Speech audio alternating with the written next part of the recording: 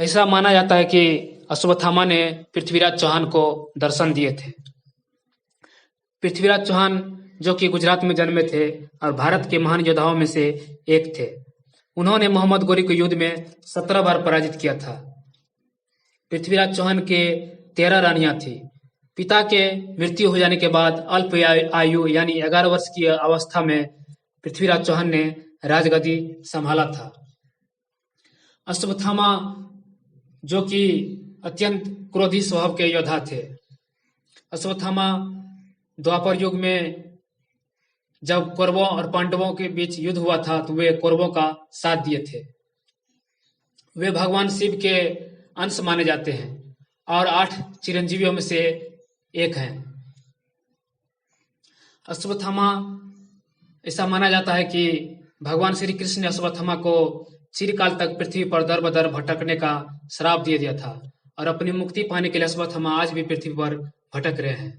मध्य प्रदेश के बुरहानपुर शहर से 20 किलोमीटर दूर असीरगढ़ के किले में भगवान शिव का एक प्राचीन मंदिर है। बताया जाता है कि अश्वत्थामा इस मंदिर में भगवान शिव की पूजा अर्चना करने आते हैं। अश्वत्थामा को इस स्थान पर देखे जाने का खिस्सा है। 1192 ईस्वी में जब पृथ्वीराज चौहान मोहम्मद गोरी से युद्ध में हार गए थे तो थक हार कर वे जंगल की तरफ भाग निकल पड़े थे। और ऐसा बताया जाता है कि पृथ्वीराज चौहान भी इसी शिव मंदिर में पूजा अर्चना करते थे।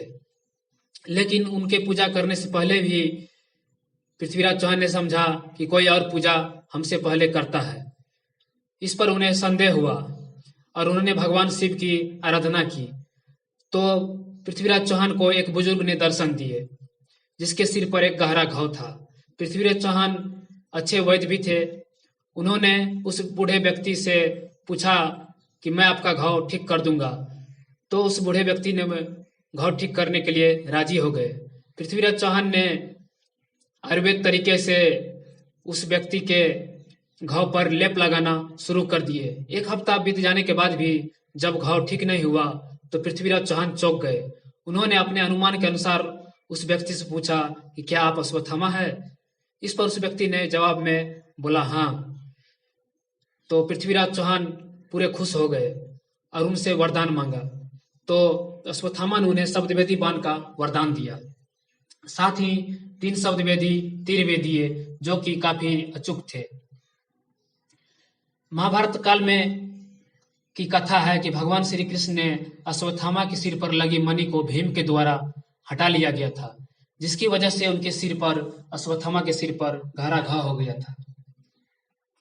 1192 में जब मोहम्मद गोरी ने तराइन के दूसरे युद्ध में जब हार गए, मोहम्मद गोरी ने तराइन के दूसरे युद्ध में जब पृथ्वीराज चौहान को हरा दिया था तो वे जंगल की तरफ निकल गए थे।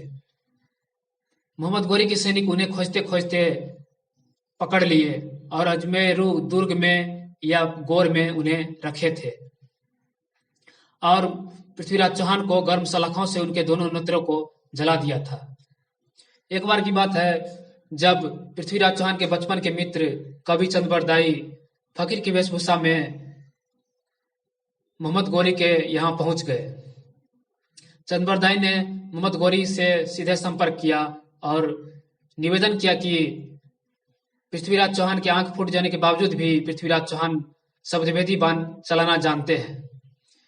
यह बात सुनकर मोहम्मद गोरी काफी भौचक्का रह गए और उन्होंने इस बात की परीक्षा लेना चाहिए। उन्होंने एक मंच पर बैठकर मोहम्मद गोरी ने पृथ्वीराज चौहान को तीरंदाजी से लक्ष्य साधने का आदेश दिया।